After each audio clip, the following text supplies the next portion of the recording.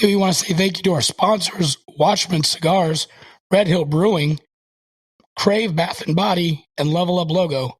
Without you guys, this episode would not be possible.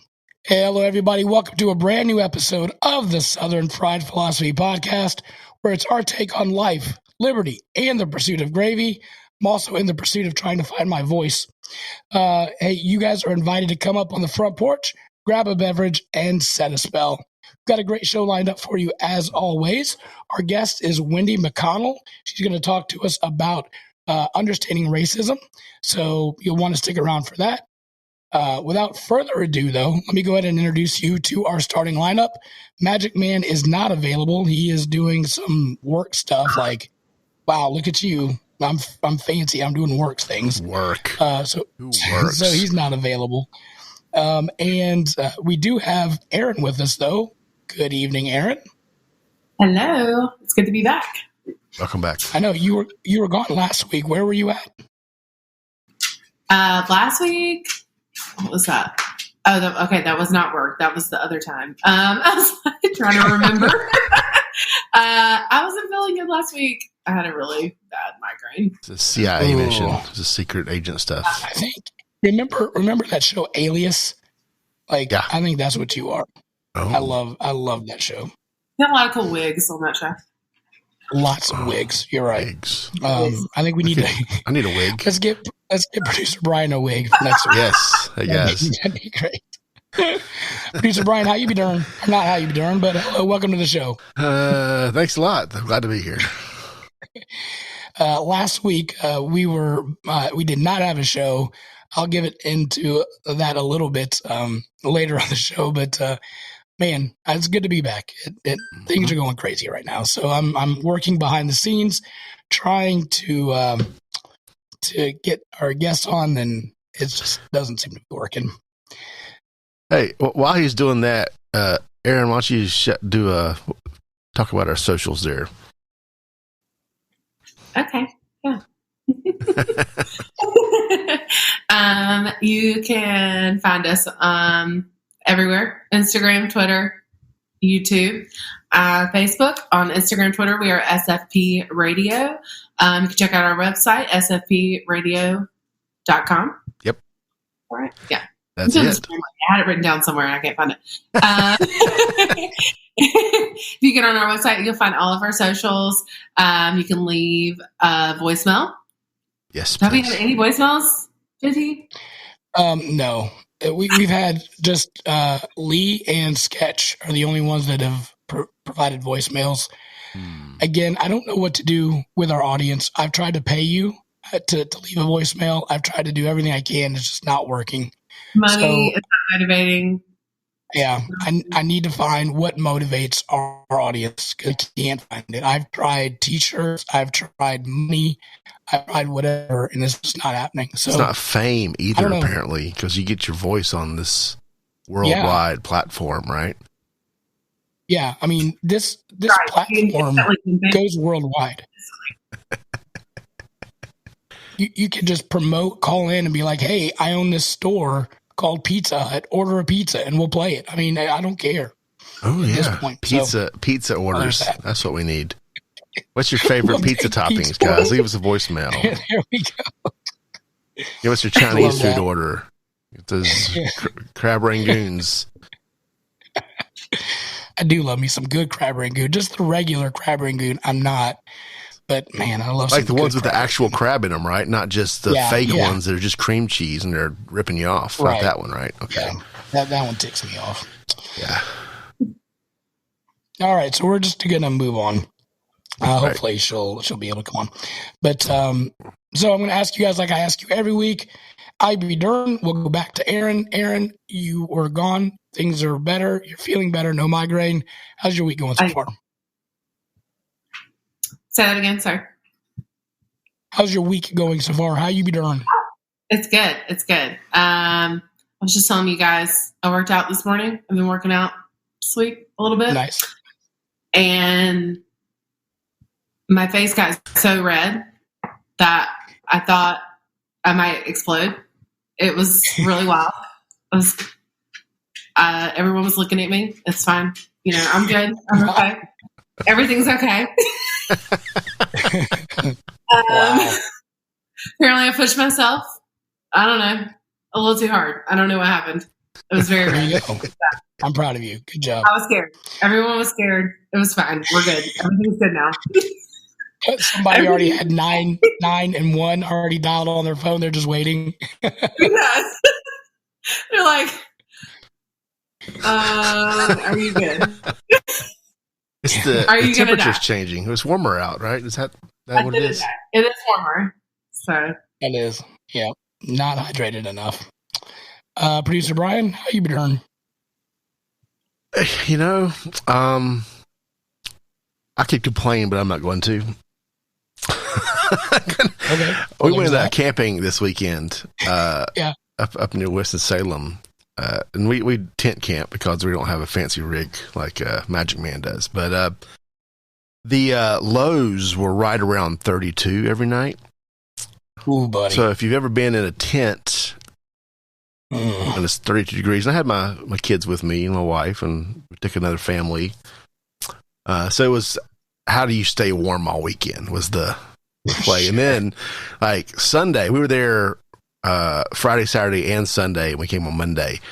Sunday afternoon, it finally hit like 60 degrees, and it felt like, I guess probably the same way Erin felt working out, but like just radiate, like there's so much heat, like 60 degrees felt like you were sitting next to the sun after being so cold for 2 days straight. But it was still, it's one of those camping stories, like when you're in it, you're like, am I having fun or am I just cold? Then after the fact, you're like, yeah, that was great. That's a great experience, right? Right. Everything is so much better when you're back home. Because I was like, I can't wait to go back to Italy. And Jess said, let me remind you, on day 6, you were screaming to come back home. I'm like, oh, yeah, I forgot about that. Yeah. Like I've done a lot of hiking, like backpacking and stuff, and about mile 25, you're like, this is the worst experience. Why am I paying money to do this? I bought all this stuff. I hate it. All I want is a burrito. And then as soon as you get that burrito, you love the experience. Like as soon as you get back and you're done, you're like, hey, that was great. Let's do it again. Makes you appreciate your life. Yeah. That's what it is. Little things. Yeah. Yep. It's like golf. Like I'm horrible at golf. And every time I'm like, why am I doing this? And then I like hit one shot out of, I don't know, the 200 I took in the day. Like, that's what I'm going to remember right there. That beautiful that's shot. how fishing works, right? You catch one fish in 3 trips and you feel good about it. Right. How you be doing, Biggun? Well, I'm good. The reason why I was out, you were camping. You had a work thing, and then you went camping. Yep. And then I had a banquet that I had to go to for Big Brothers, Big Sisters. You guys have known I've been doing this program for about 7 years, and I've had the same little since then. And he first was this little big glasses, little skinny runt of a kid. I would say that to his face if he was here. And then he has grown to a GAM, a grown A man, and he is massive. He's huge. He's tall. He can whoop my tail at any point of the day. Dude, let me just brag on him just for a second. Dude played 1 year of high school football. 1 year of high school football, and he's got 4 D2 scholarships. Offers, to play football. He played 1 year of high school football. That's great. Yeah, he's going to the Navy either July or September. So we're all just kind of waiting for that to happen and getting ready to shed some tears.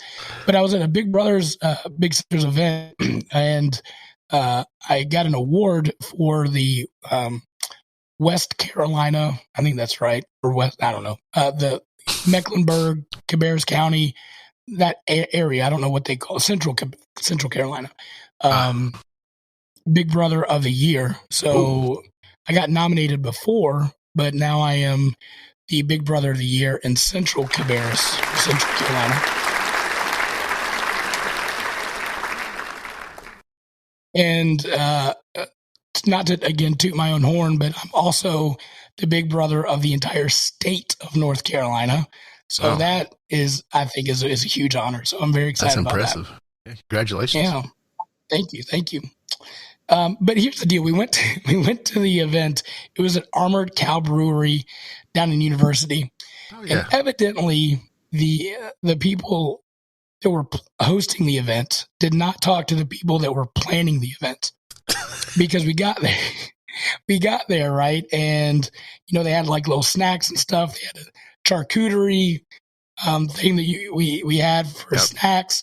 We got a free beer. We're getting ready to, do the speeches. They're going to announce the nominees, your matches, like how long. They had a very long speech prepared. And as soon as we started that process, we heard the microphone come on. All right, everybody, get your tickets, get your drinks, because we're going to start our trivia night on Thursday nights that we do every night on Armored Cow Brewery. And so these folks didn't have a microphone system at all, and now they're going to do trivia night while they're trying to do a speech, which I was just like, oh my goodness. It was just so funny. So if you're going to host an event, please make sure that you also talk to the people of what they're needing as well. So did they just rent out like a corner of the brewery or something? Yeah, exactly. It was just like this little off to the side section that we had, but it was all open, right? So there was no walls between us and trivia night people. So, and it got packed in there. There was a lot of people. So the crowd level was really loud, and we were trying to talk, and they just scrapped everything, and they just said, "Here's your trophy. Have a good night." What kind of trivia was it? Just like general? Yeah, I think so. I don't know. I didn't stay for the trivia part. Came here for the award. I left with the award. That was about it. Started competing. Right. If it was office trivia, I might have lost, but I would have at least stayed around for the questions. Yeah. So I thought that was pretty funny. Is there any World War II history trivia? Right. All right. So last week, you guys remember that we did a little trivia thing from the what was that called? Let me pull this up here. I want to say BuzzFeed, but that's not right. Babylon Bee. I knew it had something to do with buzzing. Babylon Bee. I didn't know that. Oh, okay. Which is a satire site. Please, again, if you go to babylonbee.com, understand that it's not real. It's all a joke. Does that make me feel better about the results or not? That's the question. Well, maybe.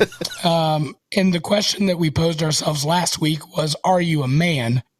We were going to do Are You a Woman? But, we didn't have Erin, so the answer was no. We waited this week. I don't know. I took this and I may... let's see how many points I get. All right. Yeah. I'm here. Let's do it. Let's also play Goose Brian. So we'll see if we're women as well. I have a lot of shoes. What does that mean? All right. So here we go. This is from Babylon Bee. 12 signs that you're looking for if you are a woman. Remember, again, it's a satire site. So, Erin, here we go. Question number 1. Are you always cold? No. No. Okay. Has a human ever popped out of you? No. Okay. No. Right now, we're all over 2. Popped out's probably the wrong adjective, but or verb. What is that? Yeah. Cold. I don't know. Those things. Left. Maybe. I don't know. Anyway, left. Moving on. Move on. What you're going with? Go ahead. It's a family show. All right. Number 3. Have you ever decorated a bed with 6 or more pillows? Absolutely. No. All right, you got 1. There's you go. Can you tell the difference between cream white and rustic farmhouse white? Yes. Okay, we got 2. Okay. I could probably do Brian, that. Surely. You can do that? Sure. One's whiter, right? Isn't the rustic going to have a little... I think so. Yeah. Mm-hmm. Probably depends on the region. What region are we in? This farmhouse. South. I see what you're saying. Number 5, have you run into a curb in the past 24 hours? Be honest, Carol. Have you run into a curb? No. I have. Emotional, damn it.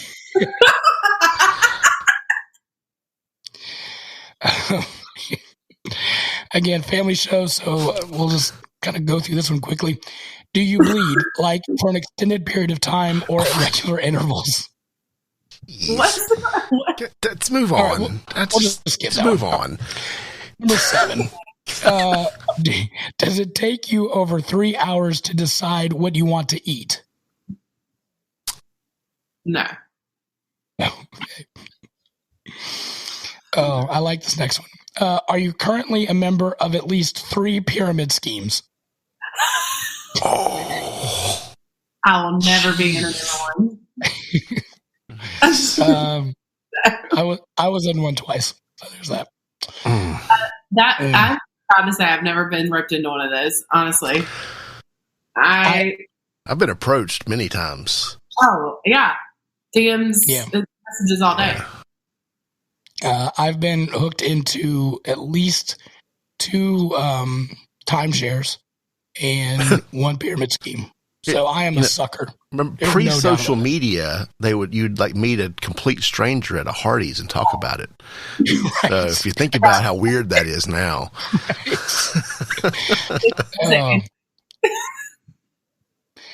All right, here's number 9. Do you find simple movie plots hard to follow? No, Erin, I know for a fact you're able to follow Succession, so I know that I can barely follow Succession. I told you about Succession. Yeah, that's a great show. Good show. Great show. Do you frequently describe your emotional state as fine when you are in fact not fine? Yes. Yeah. Oh, yes. Yeah, I do that one. Number 11 is your Starbucks drink order anything other than black coffee? Yes. Sometimes. That's 3. Number 12, do you have 2 X chromosomes? Science. Okay. So at this point, I think you've answered 4. So we're getting some real feminine vibes here is what it's saying.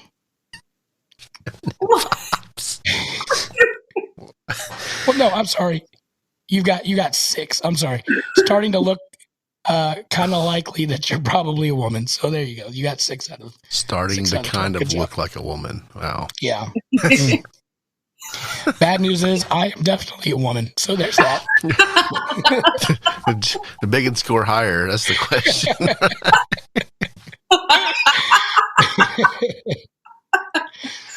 To be fair, well, never mind. I was going to go back to question 6, but it's because I cut myself often. Okay. All right, so we will go to our fish sandwich bracket, which I know you guys have been on the edge of your seat for. We had this week Bojangles versus Arby's. Where's the? Can we have our music? We can have some music. All right. Is this the one? Let's have any. This is the one. There you go. I'm the reason the whole world love it. Now I gotta crush it. Filet your fishes. Then you should be disgusted. How dare you sell a square fish, asking us to trust it? A half slice of cheese, Mickey D's on a budget. Arby's crispy fish is simply it. With lines round the corner, we might need a guest list. Eggs at stage left, the sandwiches taste fresh. A little cube of fish from a clown is basic. Say less, this argument is baseless. Right. Drowned in tartar, that filet o fish is tasteless. See, Arby's only. There we go. So, I will agree that filet of fish is tasteless, by the way. I don't like McDonald's filet fish. So, we need to recap. Let me pull up the well, where's that? There it is. There's current standings. We've had a few upsets so far. Yeah, we've got Burger King versus Bojangles at this point. I can't even read that. Popeyes versus. Well, we'll talk about that here in a second. Popeyes versus Arby's.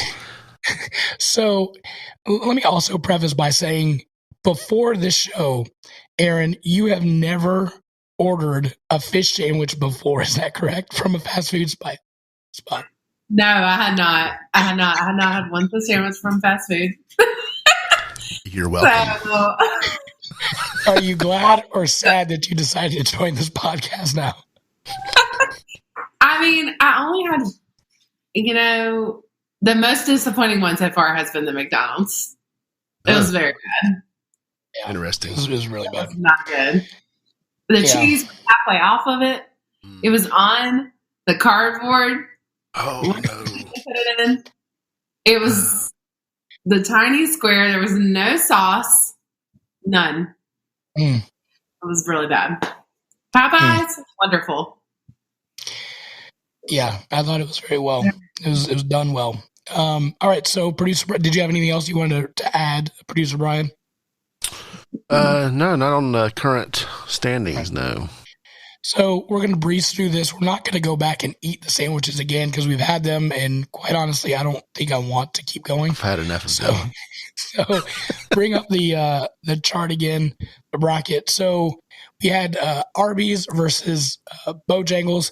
Bojangles did not compete. So evidently... Oh, that was Burger King versus Bojangles.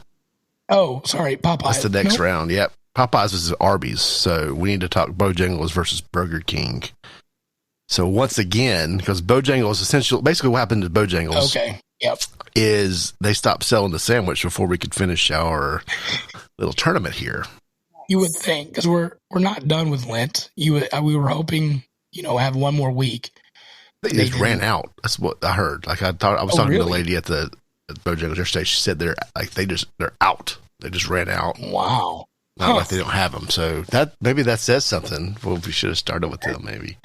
I would say that if Bojangles was competing against Burger King, I think Bojangles would have easily won. Yeah, but Burger King hasn't had to compete. It's like scared the competition or something. I don't know because it's gone. It's in the finals now, right. and Hardee's never had a shot. Bojangles never had a shot. So we have the BK Big Fish in the final round.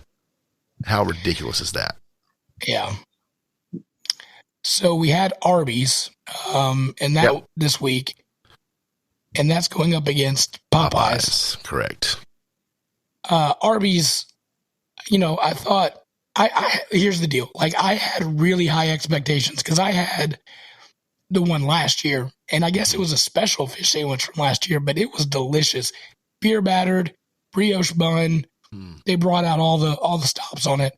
This one is just a regular chicken sandwich or fish sandwich. I was not too happy with it. Yeah. Your all's thoughts? I'll let Erin go. I was going to say the same. It was okay. It's hard, man. That Popeyes one was really good. Yeah. So Arby's, I left. Tasting. Yeah. It was like, I don't know. Yeah, just way better. Yeah. So the Arby's sandwich, they actually sell 3 different sandwiches at Arby's. Mm-hmm. There's a classic, there's a spicy, and there's a King's Hawaiian, like deluxe, which I've had in the past, and I thought was pretty good. Mm-hmm. I got this sandwich. I had worked. I was on vacation somewhere till like 2 in the afternoon or 2:30, so I didn't get lunch till really late. So I was starving, which is everything tastes better when you're starving, right? Sure. I was so hungry, so I ordered the regular and the spicy, just because it's me. Right. So I took a bite of that first classic fish sandwich, and I was immediately bored. Like it was just like, bored, like not interested at all. Even the spicy one wasn't even better. So like, I would say I would rather eat the McDonald's fish sandwich than the Arby's fish sandwich. Because the cheese makes it interesting, even though it's gross.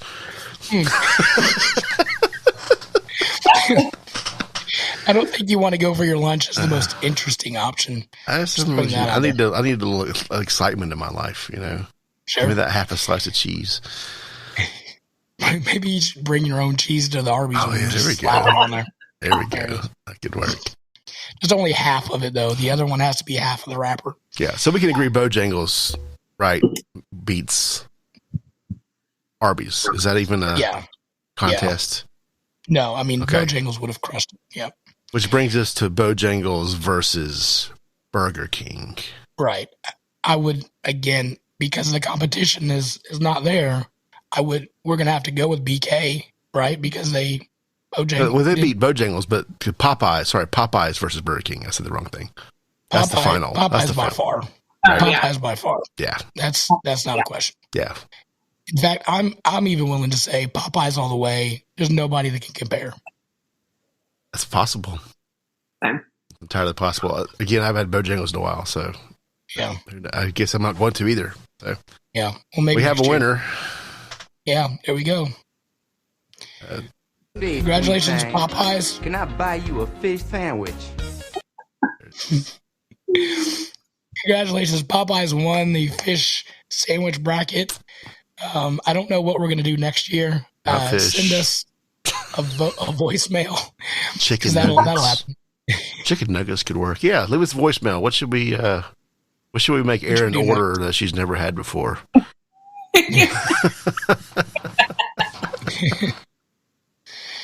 All right. So before we move forward anymore, I do want to take some time and just recognize the late, great Gilbert Godfrey passing.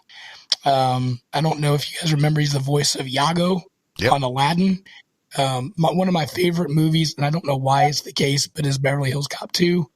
And I have his entire speech memorized. Okay. We can wait. Go for it. Oh, man. Don't let the fact that my door's closed dissuade you anyway from entering my office.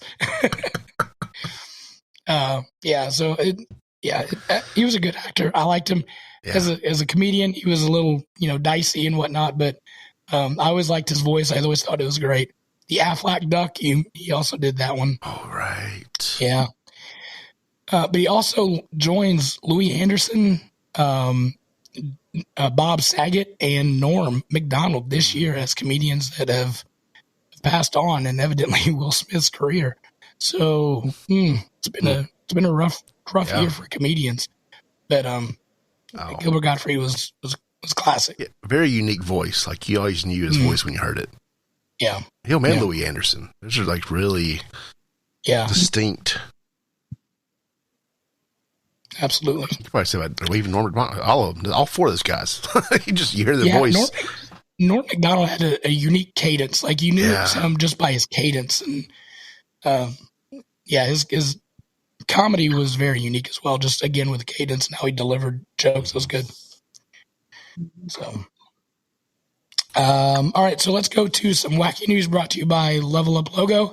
If you need quality shirts, gear, it's summertime. You guys need new shirts, custom logos, whatnot. Go hit up my man at leveluplogo.com and Eric. He'll get you some cool gear at an awesome price. So check out leveluplogo.com.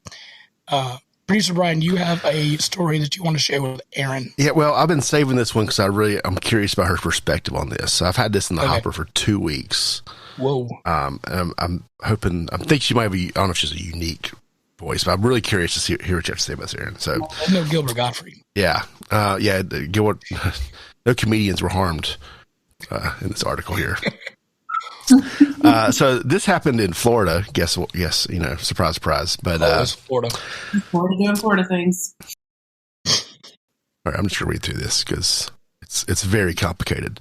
All right, this twisted love story began when the mom of two from Palm Beach began casually chatting online with a person named Marcus, who sent her a private Instagram message last November. After several tame exchanges, Hayden was the woman said the handsome suitor suddenly escalated his pitch, telling her she should get married and spend Thanksgiving in Florida. She's at that point, she knew it was some kind of scam. They barely knew each other, so she just blocked him.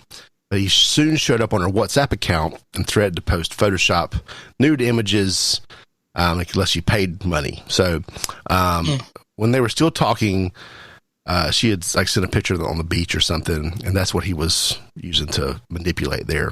The extorter even threatened to harm her children if she didn't comply. So, very dangerous. He demanded $6,000. to not show the image he had photoshopped, but she stood firm, rejected. And basically she just said, I'm not giving him anything. So still frightened by the attempted shakedown months later, she said she was startled to see a picture of her tormentor attached to a suggested Instagram contact named Alessandro. I can't pronounce his last name. Only this time the profile was legitimate. So I could tell it was real. He had a lot of followers and details about his life. I couldn't believe this was the same person, the same picture. So intrigued, she reached out to the dude and was shocked to learn that he lived nearby in Miami. Uh-oh. The pair eventually connected, and he revealed that his picture had become a favorite among scammers. He has hundreds of fake profiles attached to his name who never wound up reporting anything to the police. So these two people have been dating now for several months. Like, it's just crazy, right? Yes. Dating the guy? It's not the guy's picture that was used for the scam. Yeah. So, some attractive. I thought I got confused. No, she's not dating the scammer. She's dating the guy whose picture was used to try to extort money from her. Right. That's great. Yeah, he said they'd been out to dinner and had angry women come up to him, and they complained that he ghosted them. And maybe some of them actually paid money, to the profile. So like he's has some baggage from all this stuff going on. Wow. It would be a plot twist if he was the original scammer. Oh, that would be the plot twist. Right. What if he's a real guy? Is the real scammer? Yeah. Don't. That'd be crazy. Yeah. Pictures just being stolen. I don't know. Would you date a guy like that? Would you date the guy? Would you if you saw him? Yeah, see the picture. Would you go after, approach to someone who had, whether it sounded real or not? That's the question. Would you? You have two different. Okay, so sorry. Go ahead. Biggun, you asked your question. I was gonna say, would you date the guy? Using his picture, would you even have contact with him? Would you just write him off, or would you actually fall in love with this guy? Evidently, you kind of already did with an emotional connection or a physical attraction to the guy, or else you wouldn't have talked to him. So you're already attracted to him physically. So would you still pursue it, even though you've had a bad experience with his picture? So, date the real guy? Right. Yeah. Oh, gosh. Right. I don't know. Yeah. I don't know. Is it just, I mean, it could be a funny story. This is how we met. Yeah. It's funny. All right. Extortion turns to love. Right. That's. I would like to tell all the people that have used my picture to catfish, please don't do that. And my wife gets very upset at that. So, all right. Yeah. All right. So let's go ahead and we'll move forward. Erin's frozen, by the way, on the screen. She looks very happy. I see that. She's very excited. Yeah. So we'll go ahead and bring on our guest, Wendy McConnell. She is an organizer and trainer with the Racial Equity Institute, REI. She has a Bachelor's of Arts degree in sociology and a minor in communication studies.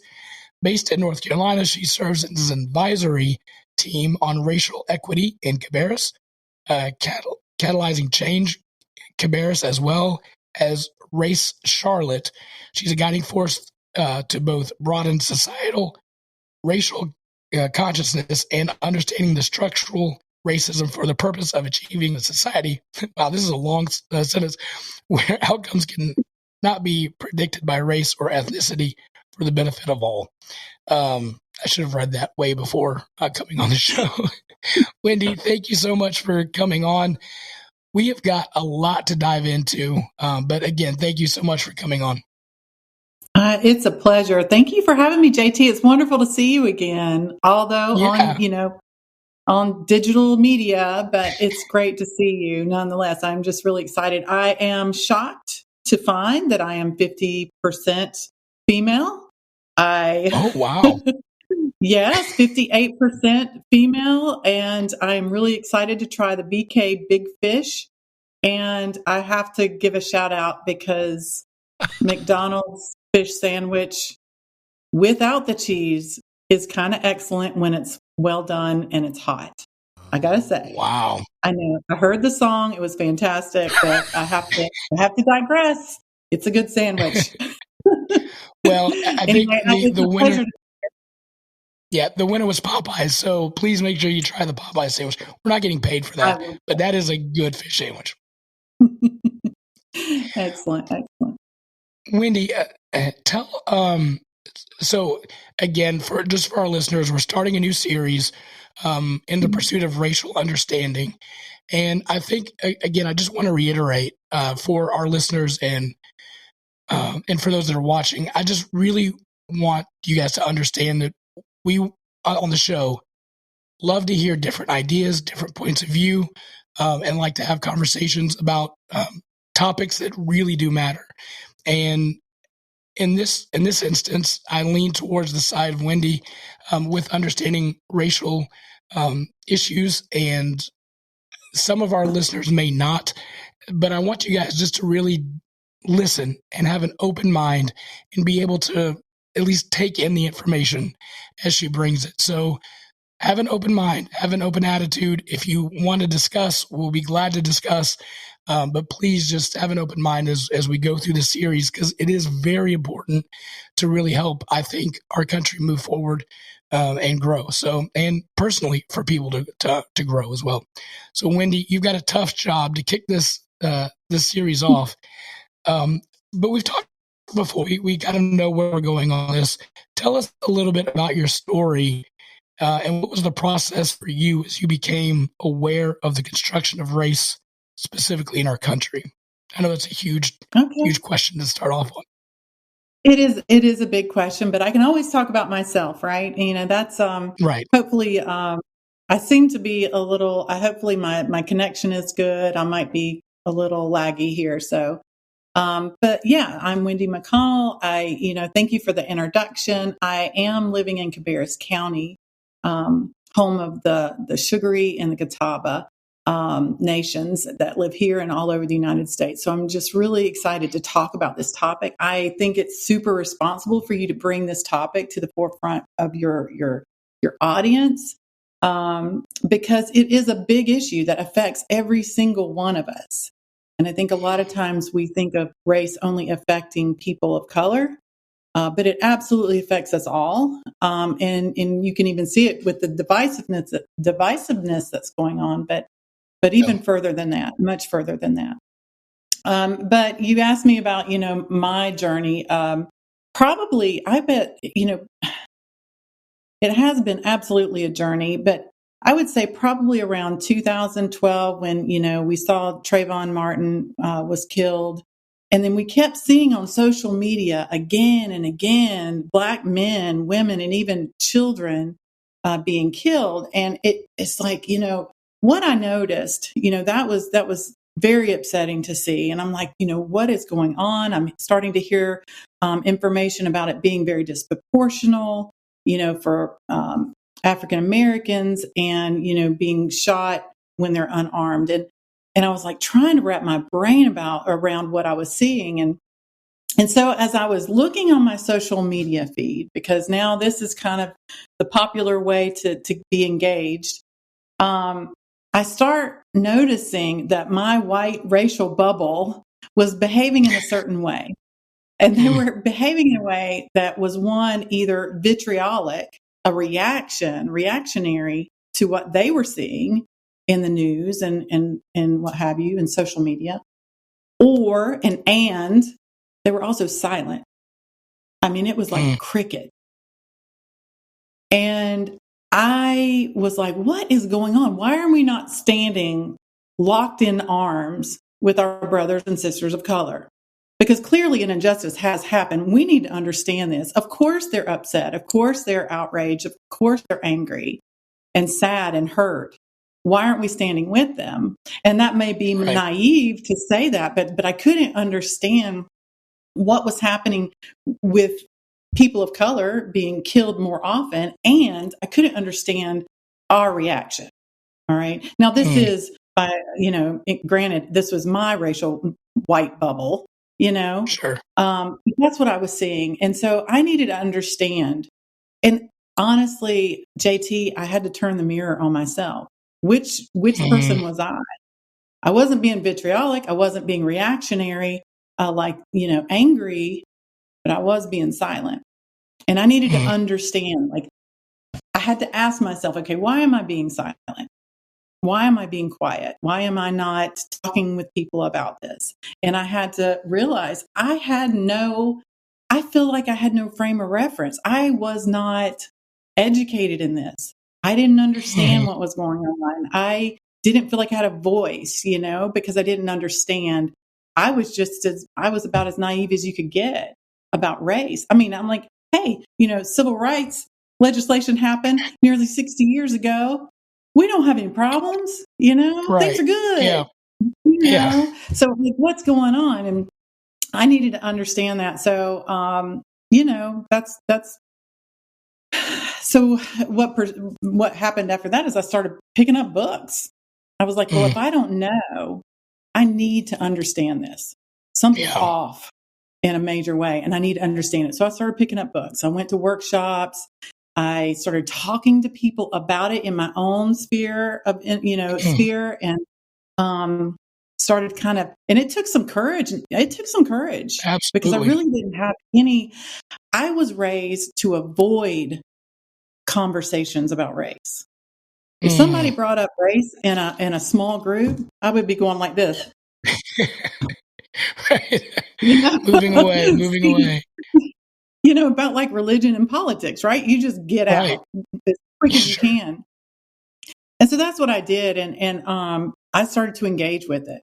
I was like, I don't have a basis of knowledge. I don't have a foundation.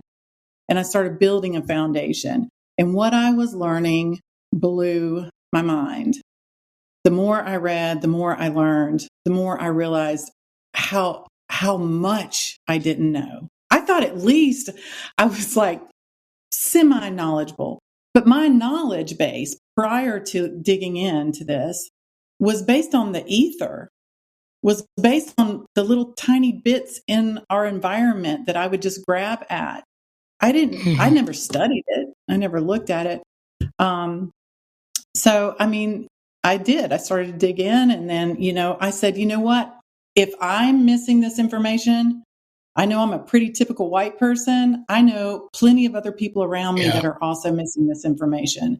So what I want to do is I want to kind of, maybe start a class, not really a class, but maybe a venue where we can sit down and read through these things and learn about the things that I'm learning. And I'm going to bounce it off some other people too and see what they think. And I believe that's how you and I met. I started to do Race Together and, opened it up to our community, and anybody that wanted to learn more about race and racial, structural racism. And let me throw some information out here and see what y'all think, because this is something to me. This is something we need to be paying attention. This is important. It's important to our loved ones of color, our friends and family, just people generally of color, but it is important to us also. Yeah. And we don't have this information. We're not publicly, it is available. It is absolutely available. But we have to want to go find it. And anyway, so that's what I did. And then eventually that took me back to school. I went to, get my degree in sociology, as you mentioned. And then, then I'm a racial equity trainer, like you said, for Racial Equity Institute. Really excited about that. That's a new thing. So I'm just super excited about that. And I'm really excited that you would be brave enough to have me on your show, because I know it is a very divisive topic. And that's, just got a really bad rap as far as, we can talk about this, y'all. Yeah. We can talk about this. White people are good people. My people, my people are good people.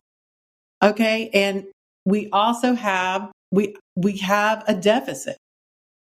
We have a deficit. And, and people of color that I'm encountering agree with everything I just said. Mm-hmm. We have a deficit. We need to get aligned. We need to have a common understanding about race. So anyway, I hope that answered your question and more. Yeah, no, absolutely. About, yeah. And just a little background, like you said, we've met before. My wife decided, hey, let's go take this class. We had nothing better to do on a Sunday except take a nap. So I was very hesitant to come. And I was like, I don't need to know this, like, whatever. I was in that camp of, I didn't really want to know. But going through that process was a huge eye-opening experience for me. Just the statistics that you brought in and the facts was like, oh my, this is a real problem. Because I was in my echo chamber, like you were saying, oh no, it's fine. He did, civil rights. Everything's fine. And was using phrases of those people. And it was such an eye-opening experience that I was like, we've got to talk about this. And we finally got to a place, I think, on our show where we can talk about this openly and honestly and have those discussions. So I it's huge. The information from that race together was so impactful to me. It really changed how I view things. One of the things, though, that really kind of hit me was race isn't real. And that was, I think, the day one of the stuff that you guys brought in, that race is just a construct. Mm-hmm. In my head, I wanted to say, oh, this is foolishness. But looking at it, you're like, oh, okay, that makes sense. When you look at the facts and the information, you're right. So can you explain how race was constructed and it's not even real? Well, I mean, that's a loaded question. Yes, I can. Do you, I know you and I talked before, when you asked me to come on, you had talked about wanting to know about the construction of race. Is that part of what you want to know as well? Right. Okay. So that's going to take a minute. Are you okay with that? Yeah, no, we've got time because I think it's important. Excellent. Yeah. But what I'm going to do is I'm going to do a speed round. Is that all right? Yeah, let's do that. This is going to be the speed round. So I'm going to be, okay. I want to give you what you're asking for. Yeah. But I also need to give it to you with a caveat. Okay. And the caveat is that I am no historian. Sure. I am no scientist.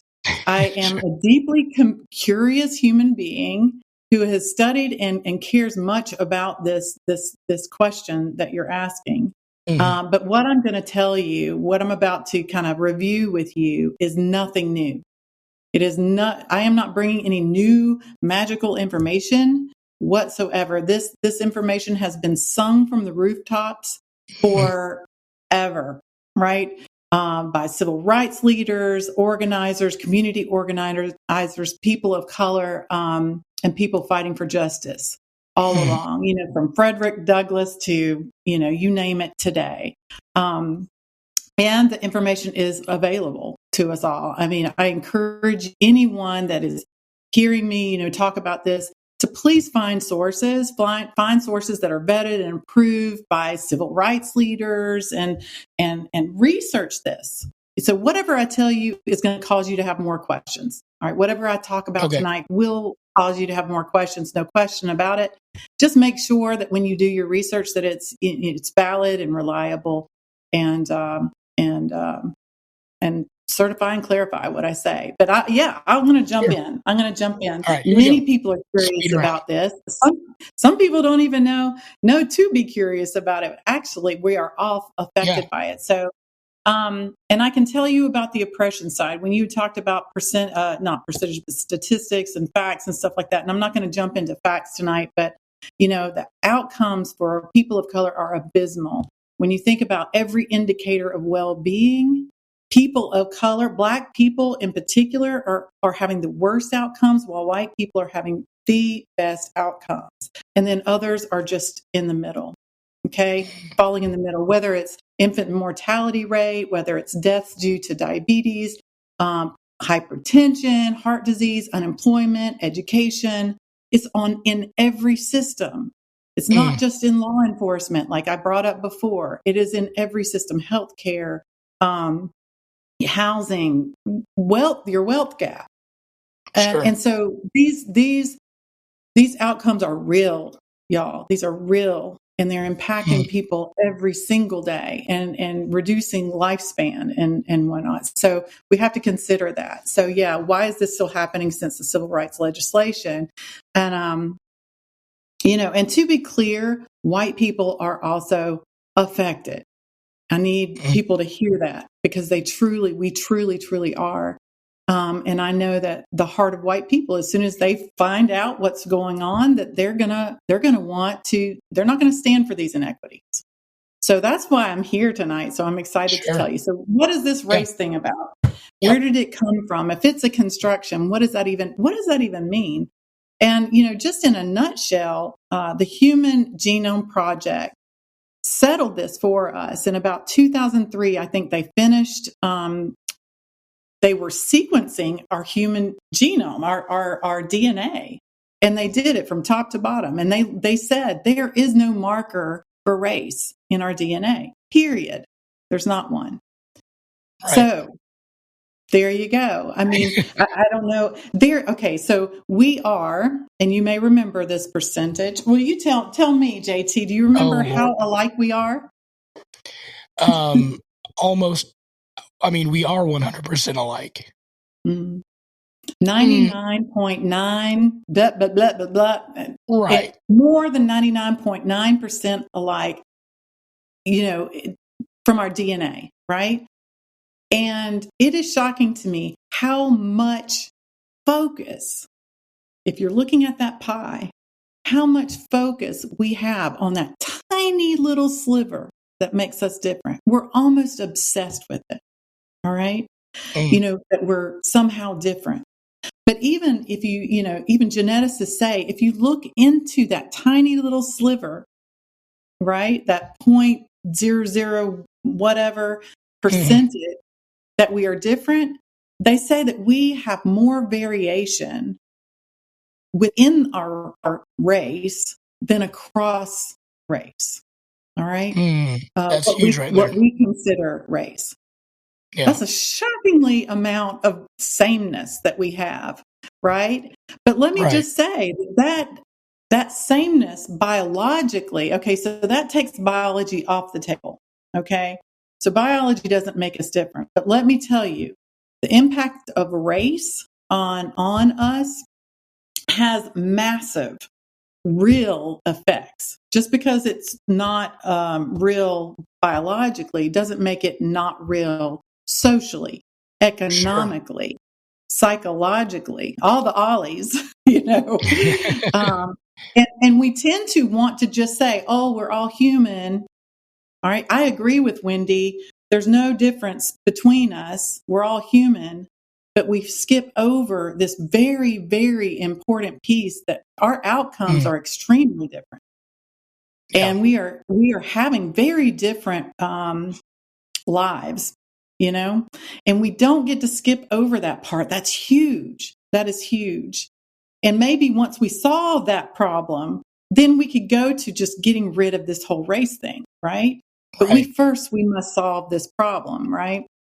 So, and I'm just going to, I don't know if I can, I'll have to share some links with you. I have a link from the NIH, the National Genome Project, that kind of states that about race, but anybody can look up the National Genome Project and look up their statement of race and read that themselves.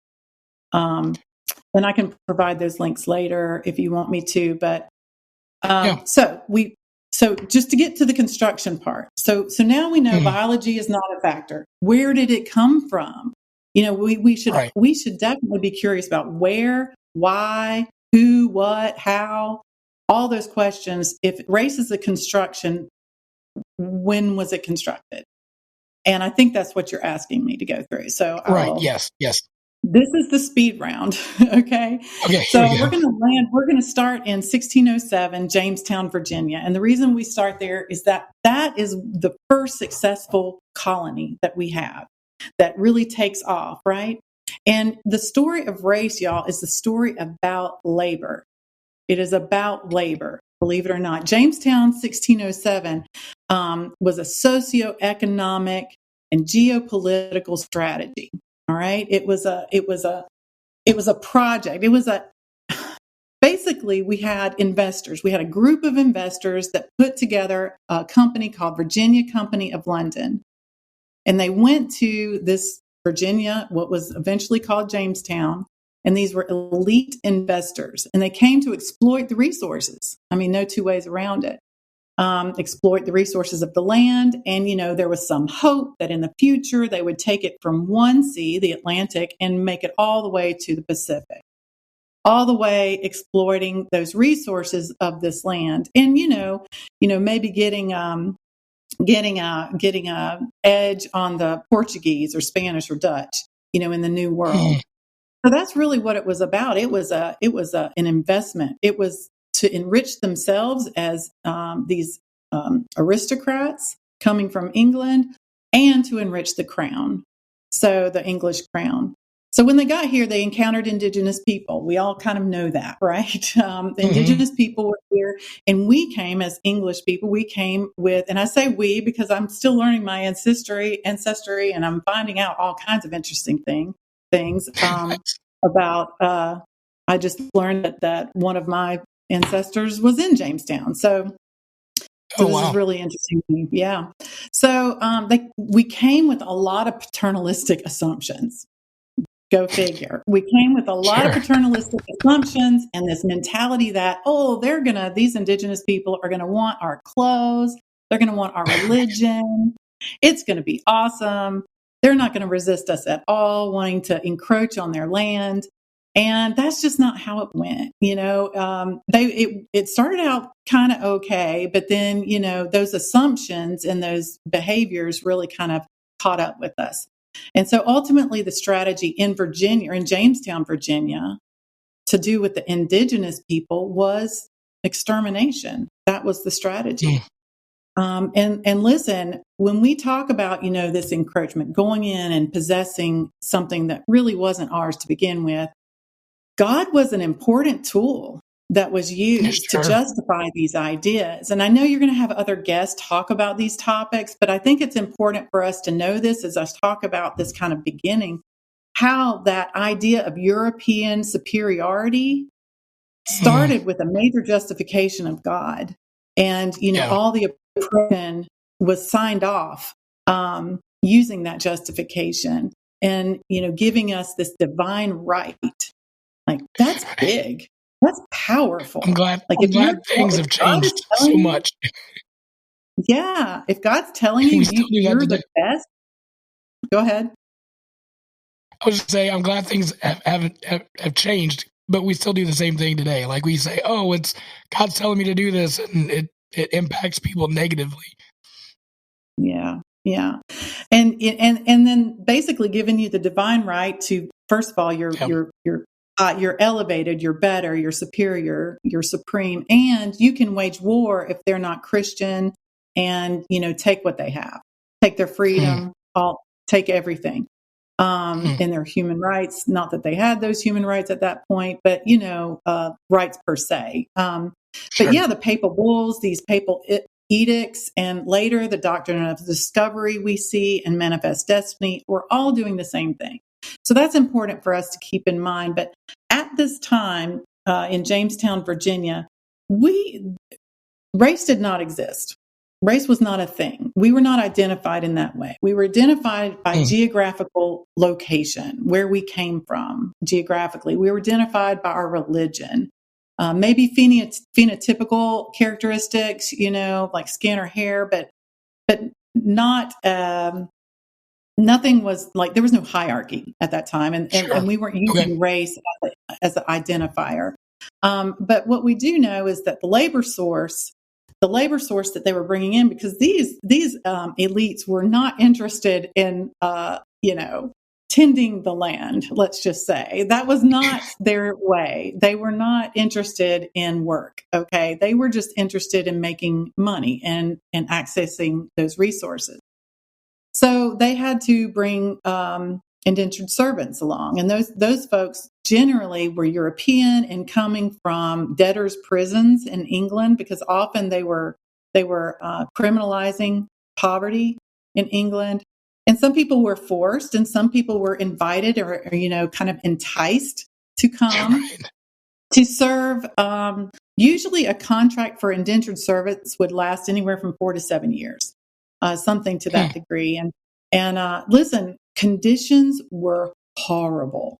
It was a mess. It was horrible, and mortality rate was huge. I was just reading last night how, as soon as they would bring them, I think they were doing a kind of a census every year.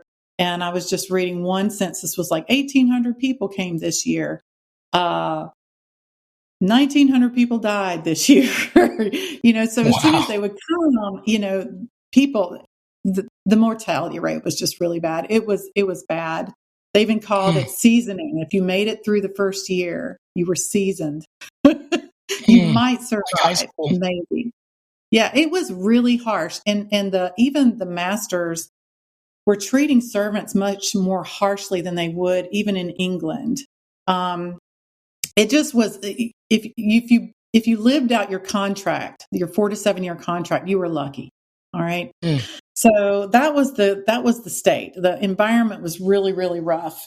And I think it was by 1619, that's when we see the first Africans come over on a Dutch ship that were brought here, not of their will. They were not clear if they were indentured or enslaved at this point, but really that doesn't matter a whole lot for the story. But it was against their will without question. And so it's also important to know that in Virginia, the servant class made up about 93 to 99% of the people that were there. So that's really important. And African labor, whether it was enslaved or indentured, was a very tiny, tiny percent. They were getting along really, really well. Everybody was getting along. That servant class didn't matter. I mean, race was not a thing. They were getting along really well. They were intermingling. They were hunting together. They were eating together, marrying together, integrating, and having children. All right. So there was no animosity there. There was no natural, any of that. But the problem here was there was a really large population of disgruntled labor, because your masters are treating you poorly. The conditions, just the general conditions, the weather, the land is difficult, and they're on the edge of revolting, and they have nothing to lose, right? Because nothing is going well. People are running away together. And that's important for us to know. The Virginia elite they see it coming. There's going to be a rebellion. And there are rebellions. There are, people are running away together, and they're brought here because they're brought here under false pretenses. They're forced. They're under-resourced. They're underprepared for the conditions that they come into. So, these Virginia elites should be fearful, and they are. They should be. They're using these people up for their own gain, and they're becoming wise to it. They can't handle it. So they don't want these alliances.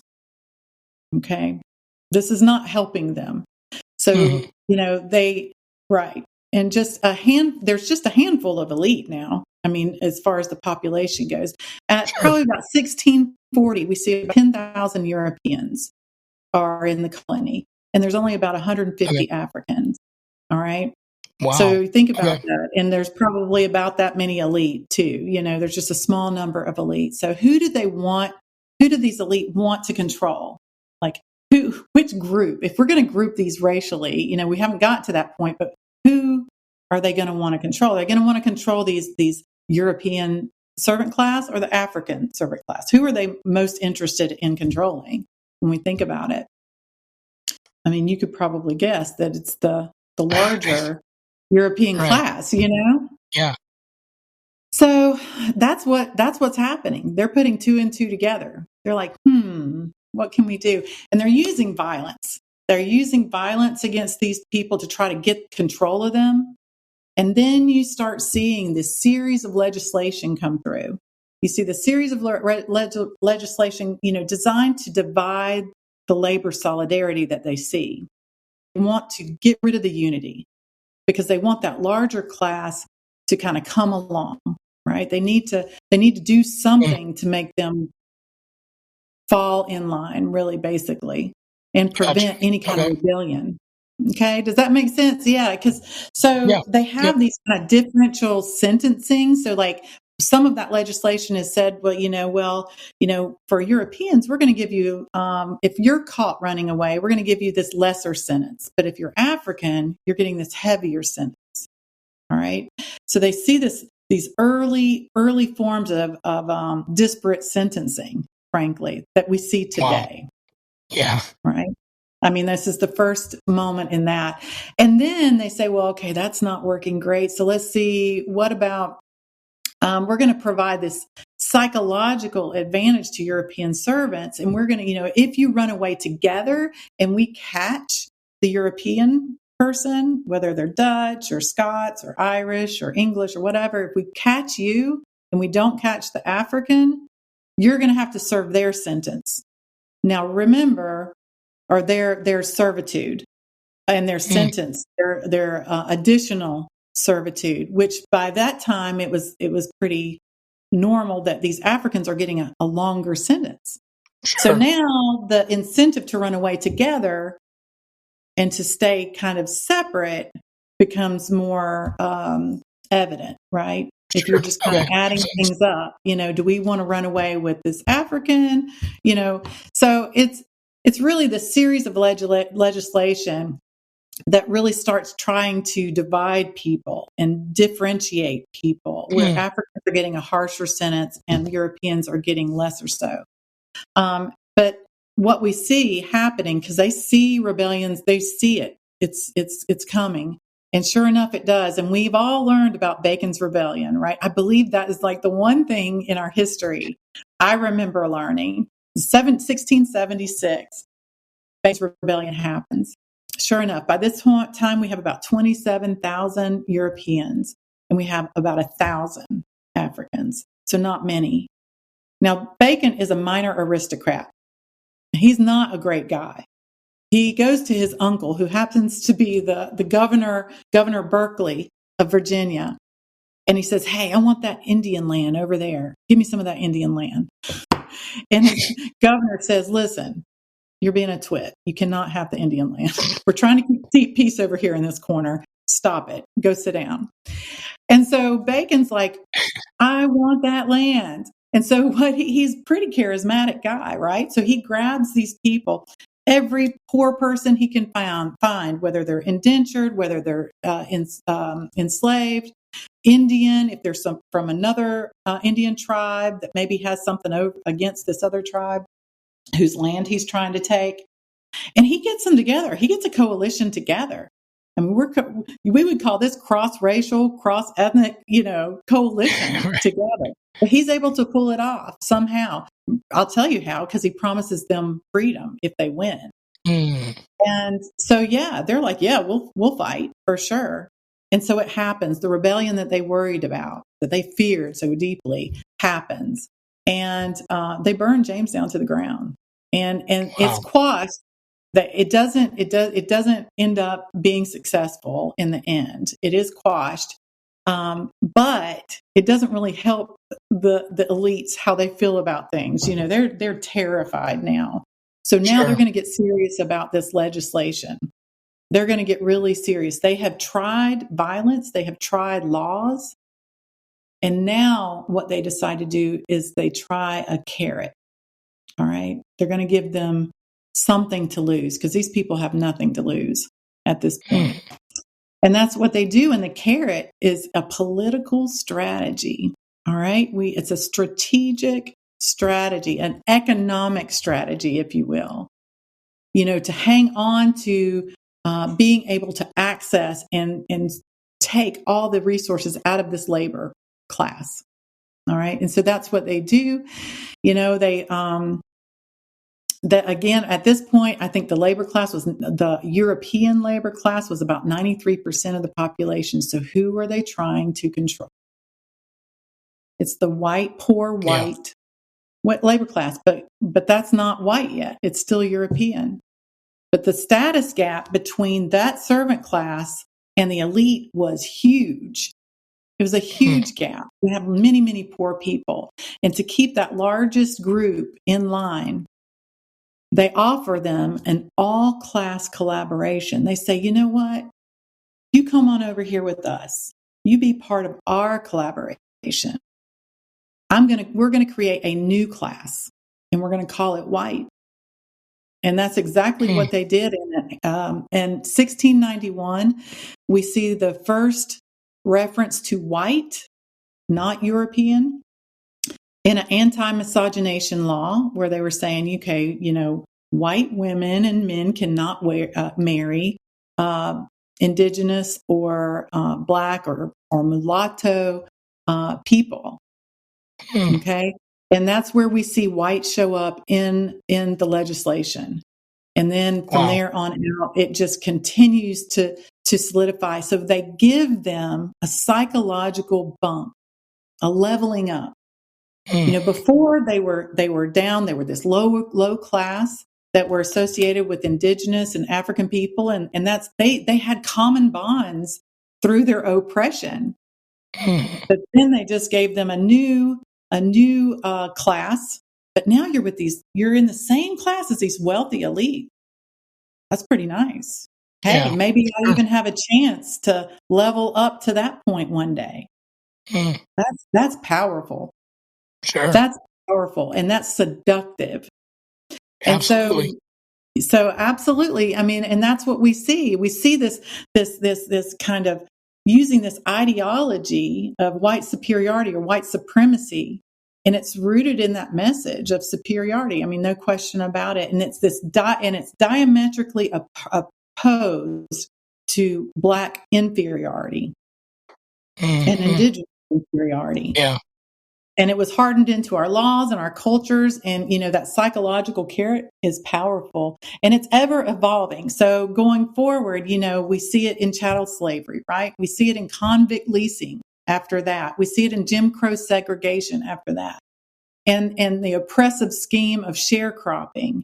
We see that and plenty of white people get caught up in that, right? And eventually prison labor and mass incarceration that we see today. So it happens again and again and again. And one policy informs the next policy, informs the next policy. And we just go down the timeline into our structures, embedded in our structures. And JT, one thing that was really difficult for me to understand when I started thinking about these things and hearing about these things and reading about them is it felt very abstract, this idea of how policy is embedded, that structural embeddedness of it, and how that's still here today. And so I want to offer a report. And this was something I if we were on Zoom, I would drop it in the chat, but we're not. So I don't know how to do that on this platform. So what we'll do, Wendy, is you send me all the links and I'll put those all in our show notes so that people can have that. Good. Excellent. So I have this wonderful report put out by Equal Justice Initiative, and that's Brian Stevenson's organization in Montgomery, Alabama. And they put out a report I think it was in 2020 or 2021. It's called Race in the Jury. And just in this small, we've been talking about all these different systems that it is embedded in all these different systems, right? But in this small part of our justice system, he goes through this whole, this legacy of how it is embedded in our structure, just in that one piece of our legacy in the jury, in our process of the jury. The one way that we can be involved in our justice system as citizens, ordinary citizens. And so I'll offer that. I'll make sure that you get that so people can look at that report, because it's really powerful and it helps us kind of take that abstract idea of how it is embedded and gives it kind of some life and understanding. So social construction, it absolutely is made up. Race is made up, absolutely, and it is real. It is, like I said.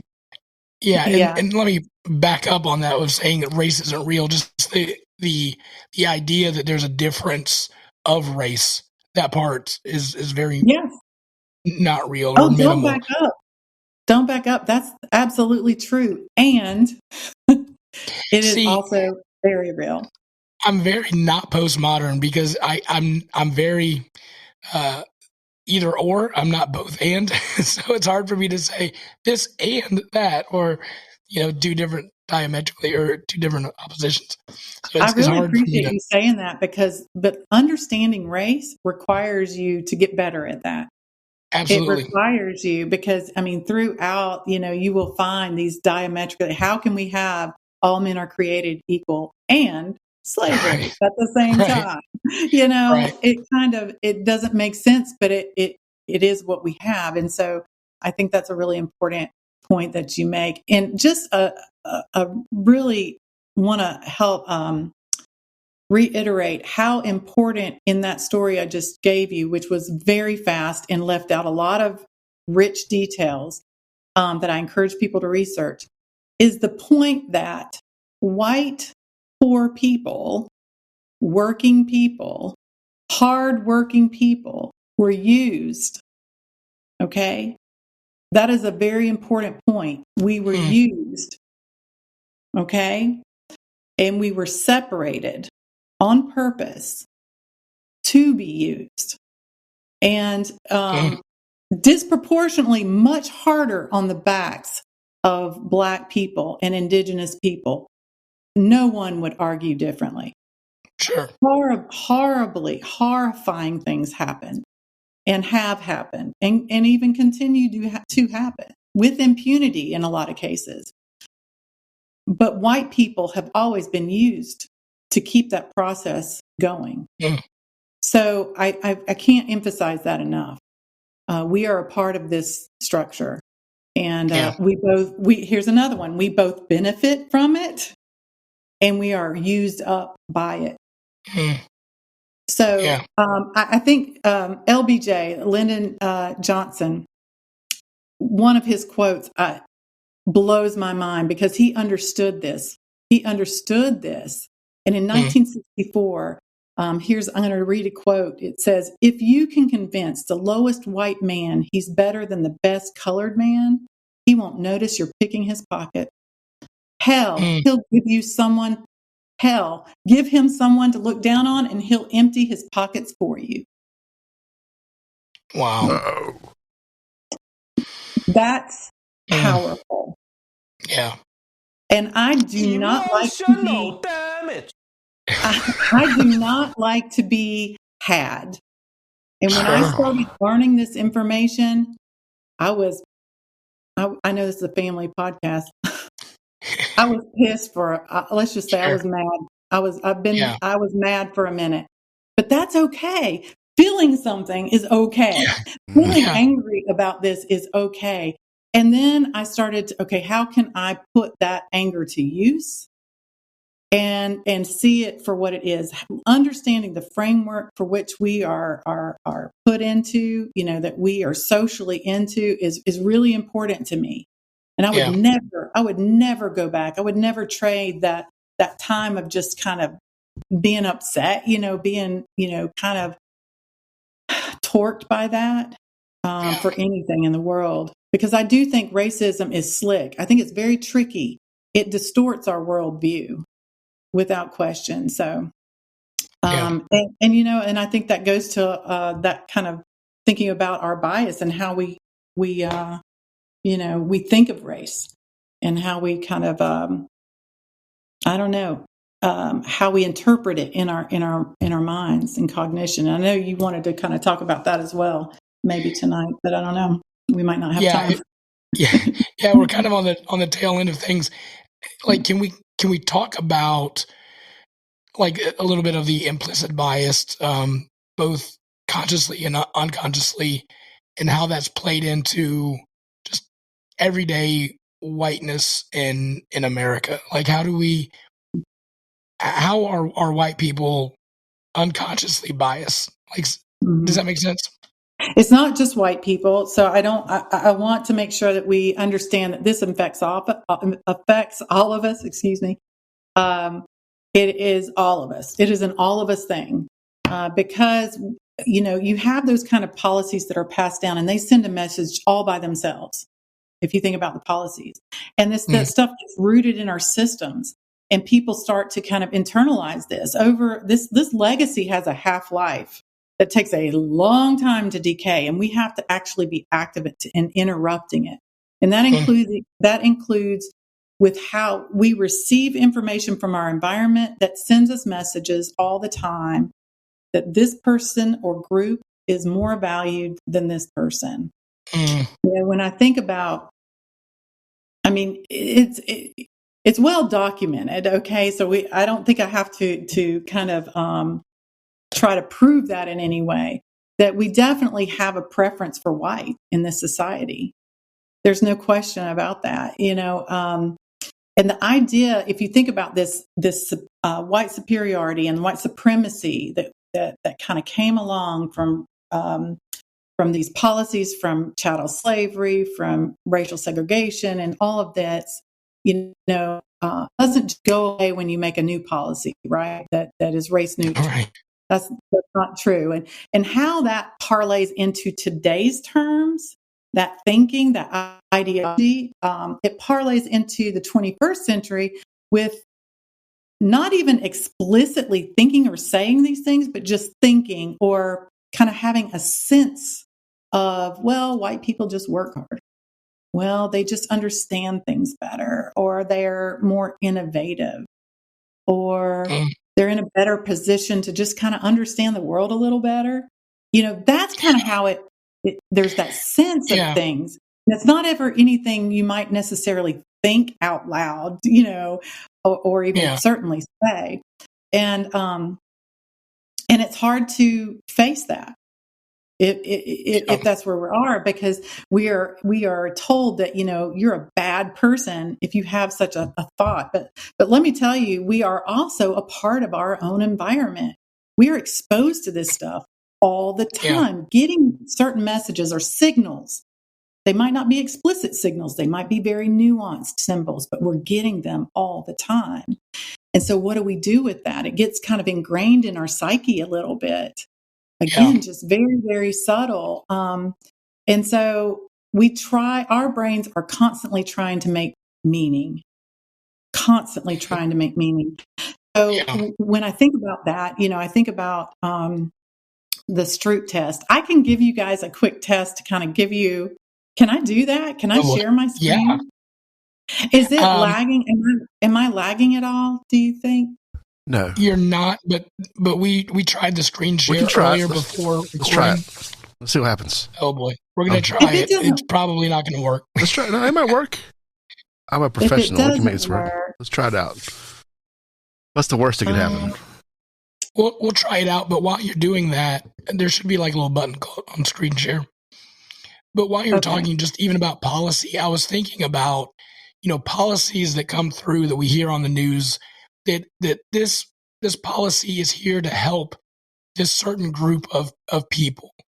And the implicit bias would be, they're not, that group of people isn't good enough to do this on their own. They need to have help from somebody else.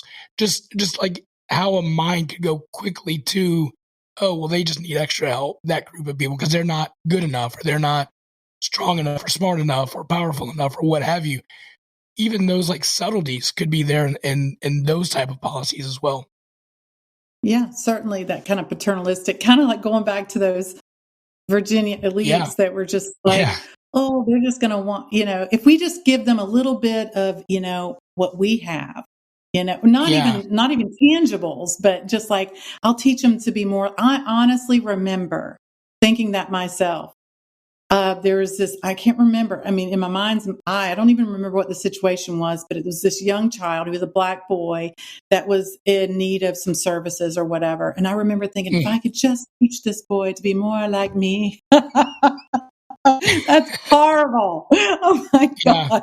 Yeah. I could tell you a lot of other embarrassing things. Let me just say, I did try Sure. to share my screen. Are you all seeing it? I'm not seeing it. Nope. Okay. I'm not getting it. So right. we will just not do that. Okay. I will provide, well, I don't think that providing this link is going to help you at all, but okay. So let's think about this. That does kind of change things. Okay. So yeah, I'm sorry. I thought we had that capability, but it didn't. It's okay. It should work, but so all right. So let me just tell you about a psychologist, a behavior psychologist that I just really like to hold up. His name is Daniel Kahneman, and Daniel Kahneman is a Nobel Prize winner, and he is very his expertise is in cognition, but it's also in judgment and decision making. So when we think about like how we are introduced, how we are confronted with race and how we react to it, that might be kind of helpful to know how our brains work with regard to how we judge things and how we make decisions. And so that is the guy whose name I would like to hold up, is Daniel Kahneman. And here's his book. And since I can't show you, I have a few slides, but I'm going to show you this book. And I want y'all to laugh because this is what my dog did to this book. He ate the cover of my book. Huh. So maybe if I give you the little Thinking Fast and Slow is the name of this book. Daniel Kahneman. It is a slog. It's because a psychologist wrote it, who is at the top of his game. It is rough to get through, but what he does is he gives us a metaphor that's really helpful. And the metaphor is how our brains think. We think in two fundamentally different ways. And he says, we have a system one, and he said, now literally it's not this, but this is a great metaphor to think of it. We have a system one, and our system one basically happens to us. It's kind of without our permission. If you think about it, it's that very fast way of thinking about things. If I threw up a picture, if I threw up a picture of someone laughing, and you would have a thought right away. Or if I threw up a picture of somebody that was mad, you would have a thought right away, ooh, they're mad. Or if I threw up a picture of someone with a crazy hairstyle, you would think, Lord, girl. You know, I mean, so you have a very fast response, right? And it's unconscious. I mean, you might not even think about it, or, oh, y'all, can I pause for just a quick second? I want to grab something, just 2 seconds, just like a second and a half. Yeah, sure. Can I do that? Yeah. Yeah.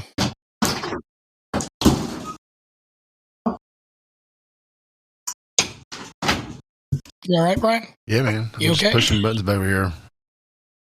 You're I'm back. You just push. My switcher's all messed up, so I'm doing it the hard way. All right. Can y'all see me? We're can getting now. there. Yep. There we go. All right. I was going to have a cat. My cat was scratching at my door, but she ran away. She didn't want to be a part of this, our porch That's time. all right. So anyway, System 1 is really cool because it allows us to have like a quick reaction, and it's automatic. It's absolutely automatic. So anytime you're encountered with someone and you see them, you're going to have a thought. Maybe a thought about their hair, like ooh, or their glasses, or something. You're taking in all this information all the time through all of your senses, and you're just kind of doing that unconsciously. All right, again, without your permission, just kind of happening to you.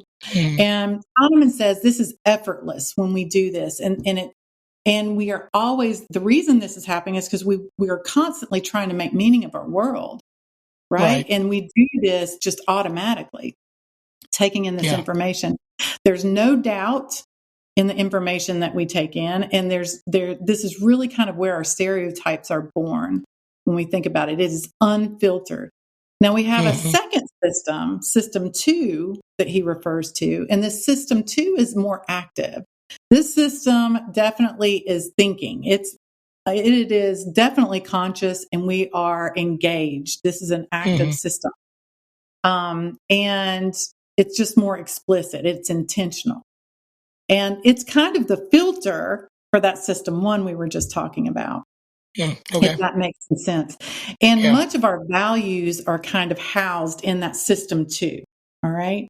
So if you think about system one, if I showed you that picture of that woman and she was angry, you would know angry. As soon as you saw her, angry. That's registered. You won't doubt yourself. Your values won't get involved. None of that. That happens with the system two. And so, that what's important about these two different systems is how much time we're spending in each. So let me ask you all, if y'all were to guess, what do you guess, as far as how much, cognitive energy and how much time we spend in that system two? Very thoughtful. It's very thoughtful, reflective thinking. Percentage wise, what percent do you all think we spend in that kind of system two thinking? Just throw out a guess. What do y'all think? It's 1% for me, probably. So what was that? It's 1% for me, I would say. So that's terrible. Give yourself more credit. Oh gosh, something really low. I don't know. 30%. That's okay. These are I'm good the guesses. opposite.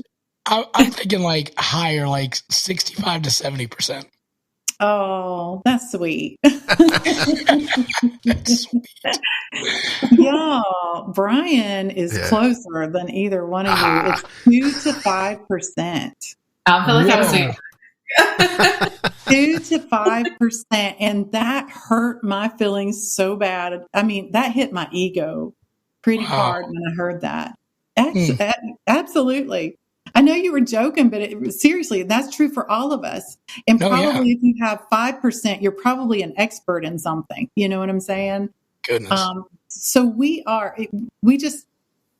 to consider that, because we are constantly taking in this information from our social systems and our structures and our environment and everything around us. And we can build that system one, that thinking, really kind of works out what's going on with no facts to base it on. Now, that's not to say that you can't get facts and incorporate it into that. Okay? So let me just provide one kind of example.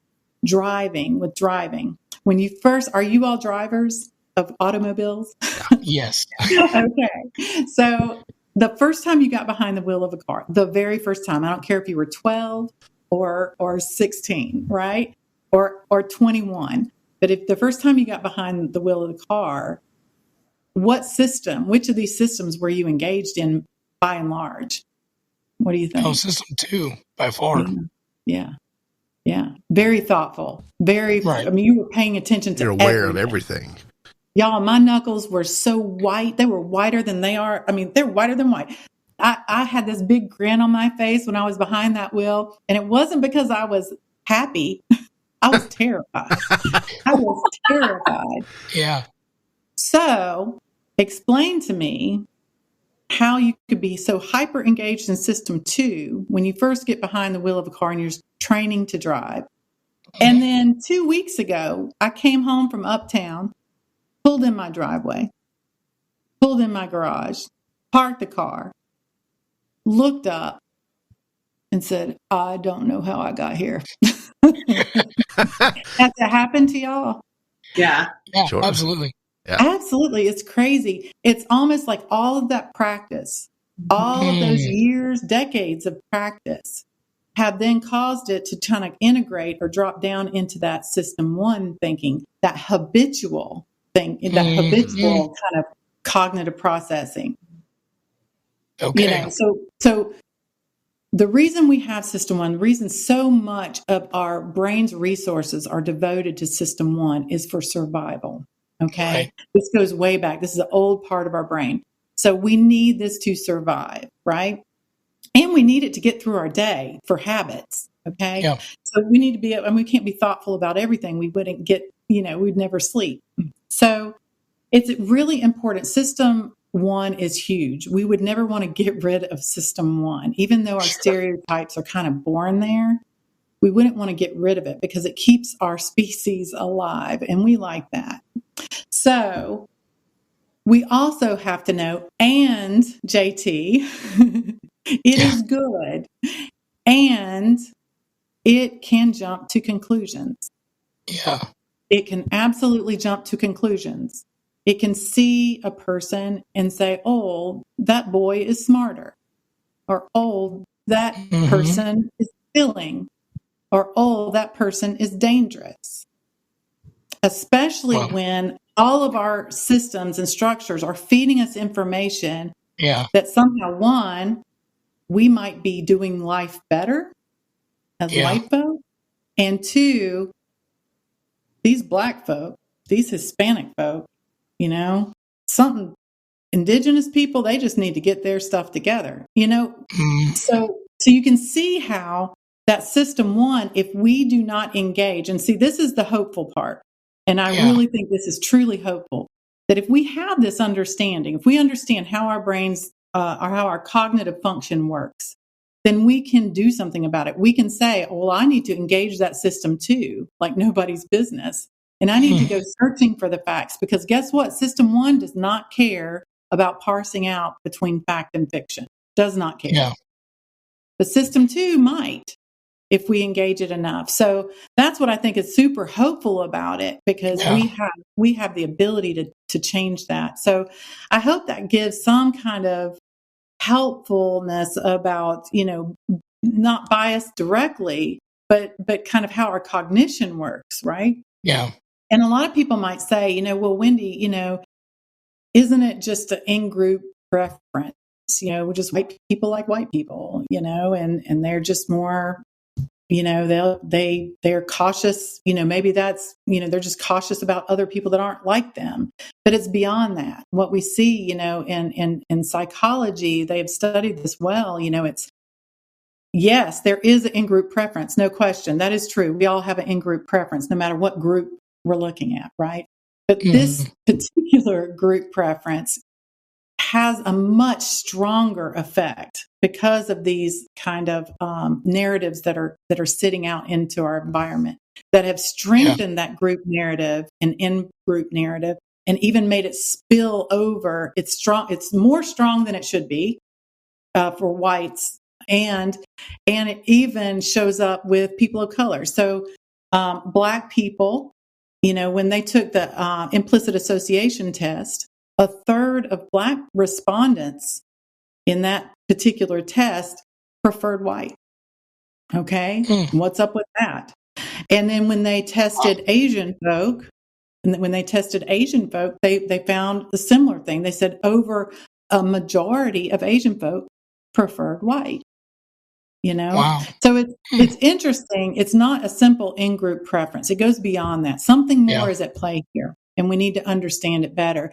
And if we go back to the top and we think about civil rights legislation, why aren't we doing any better? We can't jump over, yes, we're all human, 100%. Well, 99.9, we're all human. We're all human. We're the same. Yeah. We cannot jump over how these outcomes are still different, and majorly different, and making a huge impact on people of color. And how are we being pulled down by it too?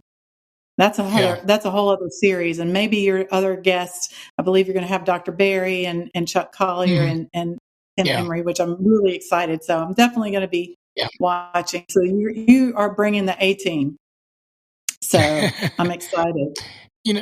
One of the things that you were kind of talking about Jamestown, and I don't know if you're familiar with the Stanford prison experiment. And so I was looking up that while you were talking.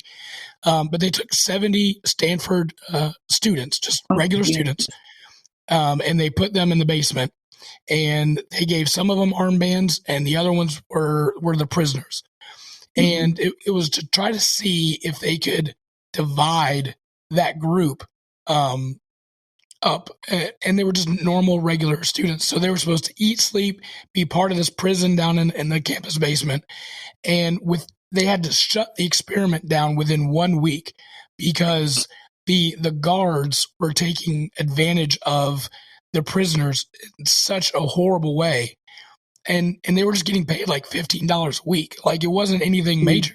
But because they had this sense of superiority and they have that little bit of, well, you're on this team that's more than this other team, it got out of hand.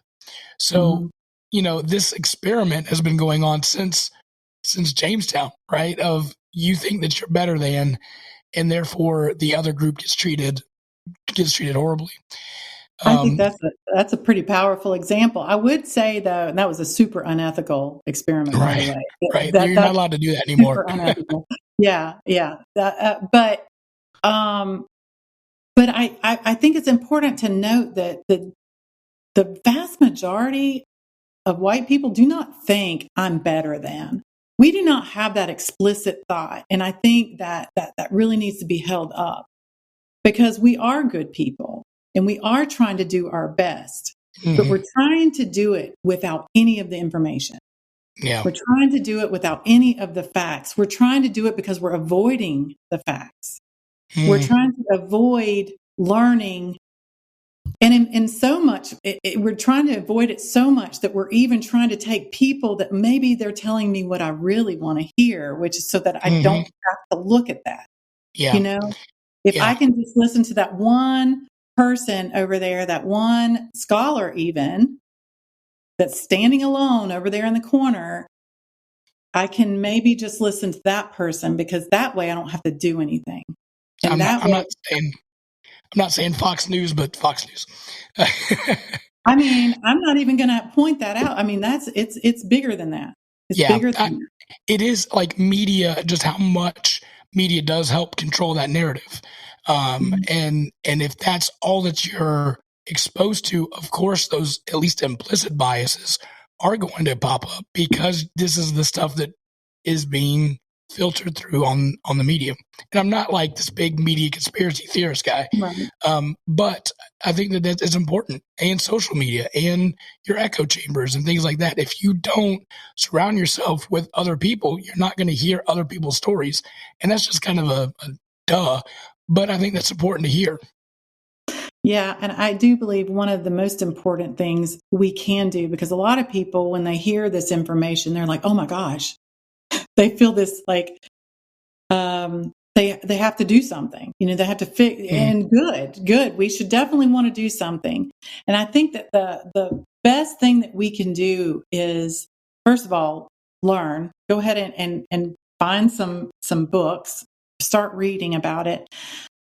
But really something we can do before we ever read the first book is start looking for our bias. Because let me tell you, it is there.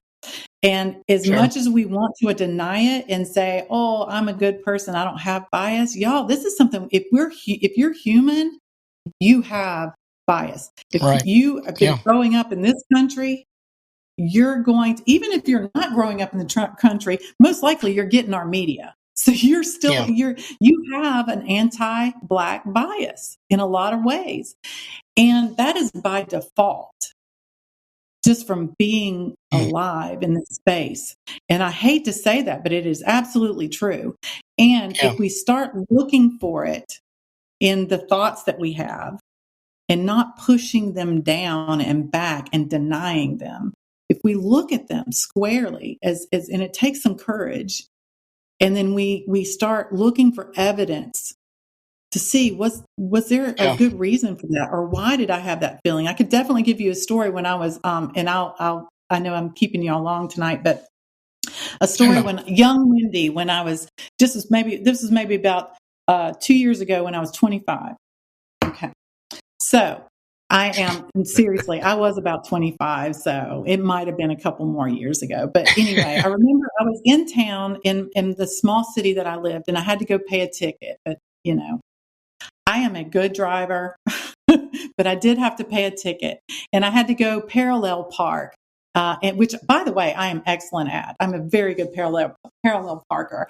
And I'm parking, and as I'm parking, and this is, I noticed out of my periphery 2 Black men walking along the sidewalk together in the same direction. And in that moment, I see them coming by. I do the thing where I go ka-clunk on my lock. And when I did that, it was almost like slow motion, because I knew as my hand is going down on the locks, because this was back in the day when the locks were up top and they all went down and they made that sound, right? Ka-clunk. Yeah. And it's like slow motion. As my hand is going down, I'm thinking, what am I doing? It's like, what is going on? Yeah. What am I doing? Yeah. Because I knew in that moment, y'all, and I had to face it, and I had to have courage to face it. I knew in that moment, if those had been two white men walking down the sidewalk, also in khakis, also in their knit shirts, that I would not even done that. I would not have had that reaction. My system one reaction. All right. My unthinking, automatic, couldn't even stop it doing the slow motion thing. Y'all, this can affect our behaviors and influence our decisions. Yeah. Without us even thinking. And if we bury our head and say, oh, well, because guess what? System 2 can be a little lazy sometimes too. And it can just affirm our system 1. It can just justify our system 1. So I just say that because I feel like we have to be courageous and we have to go looking for our bias, because if we don't do that, then our heads are buried, and we have to know that we can still be good people and have bias and go looking for the evidence that most oftentimes disconfirms that bias that we have. Yeah.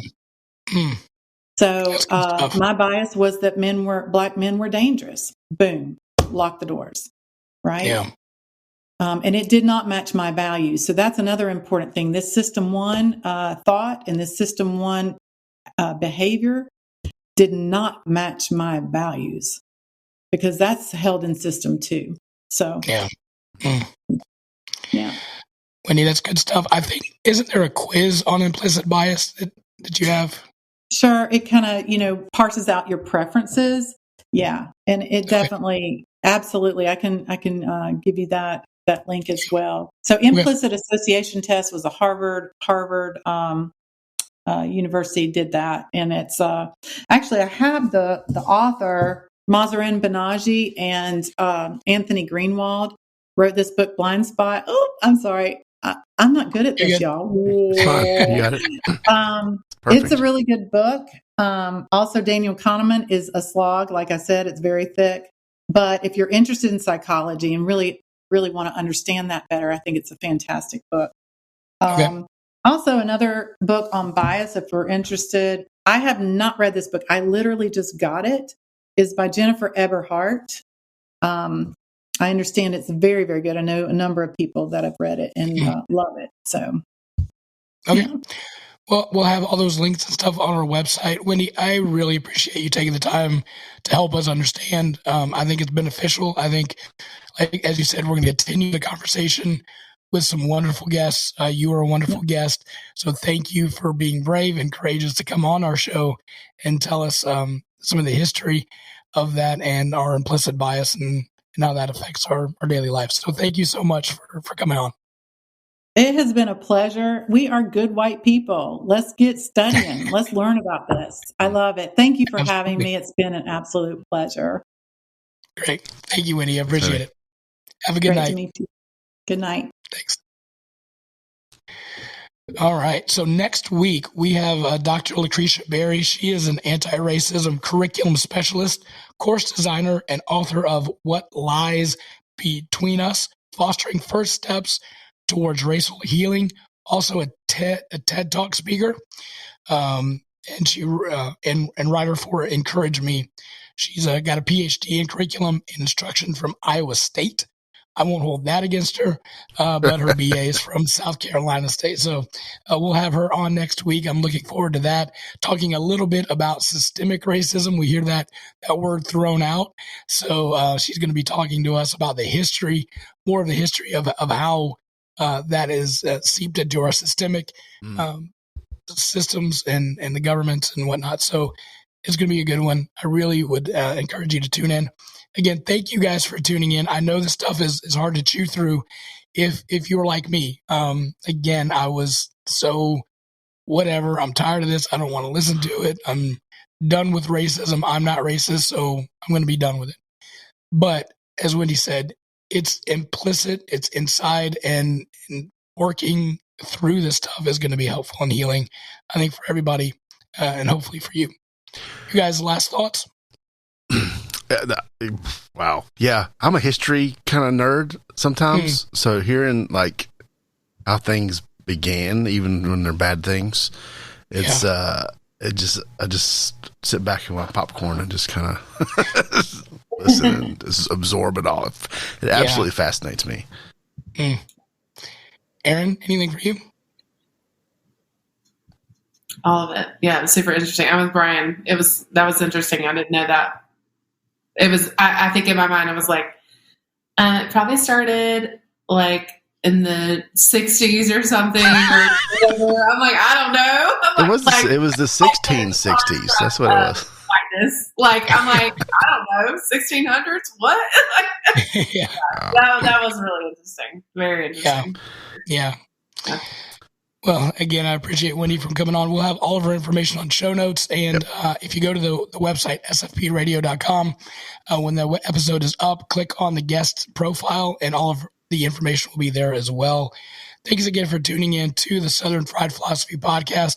Hopefully next week I'll have my voice back and then we'll have Ryan back. So that'll be good. I do have one quick announcement before we hop off. All right. I should have mentioned this earlier. I forgot about it, but this show comes out on Monday. On Saturday, there's a guy who used to be on this podcast, Mojo. He has a motorcycle shop. He's having a charity chili cook-off on Saturday, April 23rd at his shop in Salisbury. It's for Cases for a Cause is the charity they're supporting. I will be making chili for that. So nice. My award-winning chili. It is so I'll be out there if you guys want to stop by. If you want to make chili, you can probably contact Blue Collar and get set up for that. But there's prizes and there's chili samples and then there's some something about adult beverages here. So okay, guys, if you're free next Saturday or this Saturday as you're listening to this, come the 23rd, 12 o'clock, Blue Collar Cycle Shop. Perfect. Awesome. To whenever is what this ad says. So, and vote for Brian if there's a People's Choice Award. Only if it's the good. I don't want you to lie. There's a People's Choice. There's 3 positions: first place, first loser, second loser, and People's Choice. Nice. That sounds like Mojo. Classic Mojo. That's right. Yeah. All right, guys. Thanks again for tuning in to the Southern Fried Philosophy Podcast, and as always, keep looking up.